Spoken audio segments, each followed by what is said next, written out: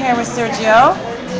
Been very involved in Occupy Los Angeles since the early days, the good old days, back when we had a camp at City Hall. So tonight we're just going to reflect a bit about the night of the raid, and Sergio is one of the occupiers that was arrested. So tell us what happened, Sergio.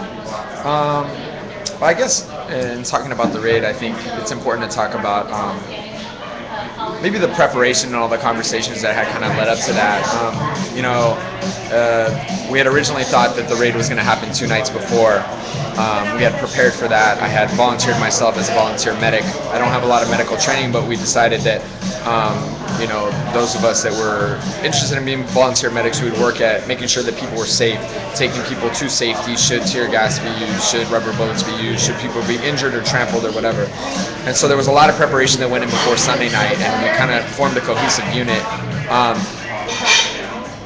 But the reality of the raid, even though it had been talked about throughout all of camp, wasn't real until the raid itself actually happened. We knew that the police were going to come.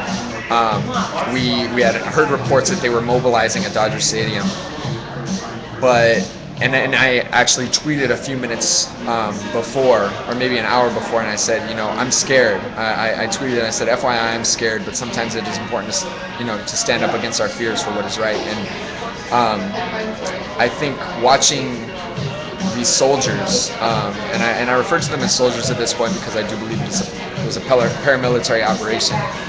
Watching them storm out and encircle us and with guns, both with real bullets and rubber bullets, with batons in complete uniform, it really scared me, and it really made very evident that we do live in a police state, and I think I'm still slightly shaken by that.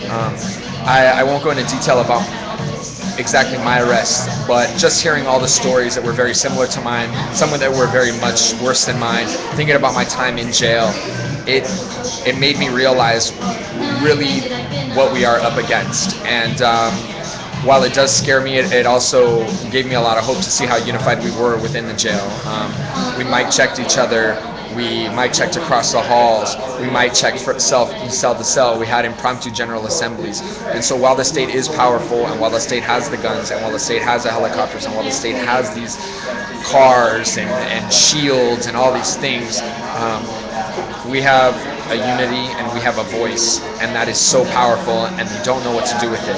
And so for those of you facing arrest and facing persecution from now and into the future, take comfort in that, and know that we are powerful, and that the only way they win is if we allow them to intimidate us to a point where we're scared to talk to each other, which is essentially what's happened over the last 50, 60 years. That's it. Thanks for sharing with us, Sergio, and thanks for everything that you've done for Occupy LA. It's for all of us, right?